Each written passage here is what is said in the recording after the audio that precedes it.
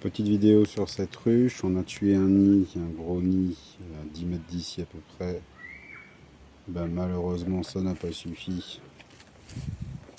Il y a encore du frelon. Alors je viens d'en voir un, s'il y en a un en bas.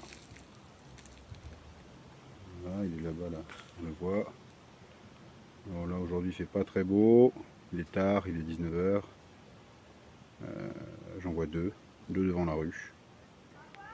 Il y a des abeilles c'est sûr, donc là je vais nettoyer, poser la tente devant et virer ces frelons qui m'embêtent pour pouvoir installer.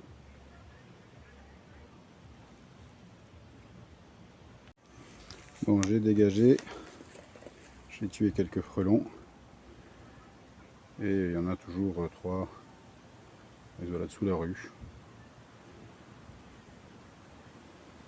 Il y a du frelon encore. Il planqué dessous derrière. Hop là, ça y est, il y en a trois. Ils se chassent.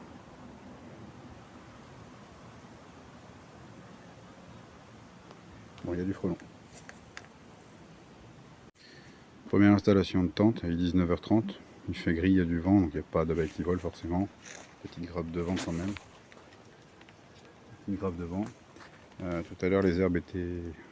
toutes ces herbes là, elles étaient collées jusqu'à la ruche, donc j'ai nettoyé. Il y avait des frelons qui étaient en train de voler au ras de l'entrée malgré les herbes. Donc il y a de la pression de frelons, il n'y a pas de souci. Au niveau de la tente, le filet, la bâche blanche est pas mal. Bien ajusté au tube, ça c'est facile. Pour lester, c'est pas très pratique par contre. Bon, j'ai mis deux gros pavés, mais c'est pas génial, je trouve. Peur que ça abîme la tente, enfin la bâche là. Pour la bouteille, bon ça c'est pas top. On va faire mieux je pense. C'est pas génial. Par contre ça rentre quand même bien dedans, hein. Clairement il y a deux frelons qui sont rentrés déjà. Deux frelons qui sont montés dans la tente, ils sont rentrés assez vite. J'ai mis un petit filet devant pour faire une espèce d'anti-retour, ça n'empêche absolument pas de rentrer. Du filet en bas pour sortir. Le blanc a une maille de 5, ça empêche les frelons de sortir. Le noir a une maille de 6, certains frelons arrivent à passer. Donc maintenant on peut pas dire que ça marche, on peut au moins dire que ça capture du frelon, donc techniquement c'est un plus. Maintenant il faut voir à terme si ça fait du stationnaire devant et si ça capture beaucoup d'abeilles.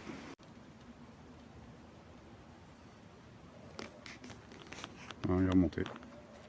Hop, voilà, il est rentré. Il a fait le tour, le troisième est en haut aussi.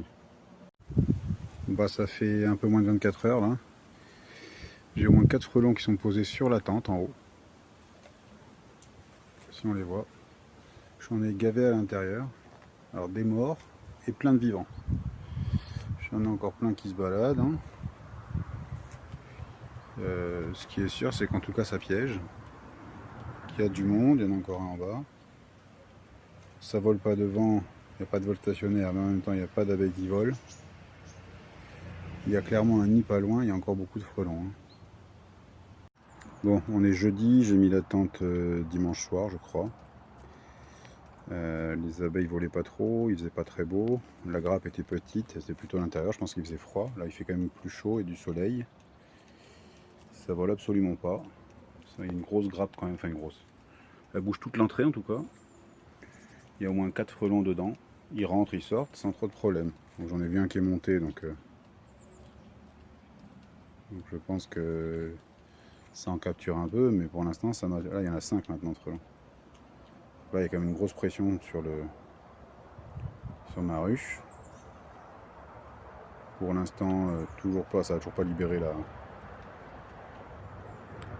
les abeilles. Ils sont toujours coincés, toujours trop de frelons qui attaquent. Donc ça fait maintenant 4 jours. Donc 4 jours, on capte du frelon, il y en a un peu dedans. Bon, il y en a un qui s'est fait piéger en haut, hein, qui va peut-être rentrer dedans.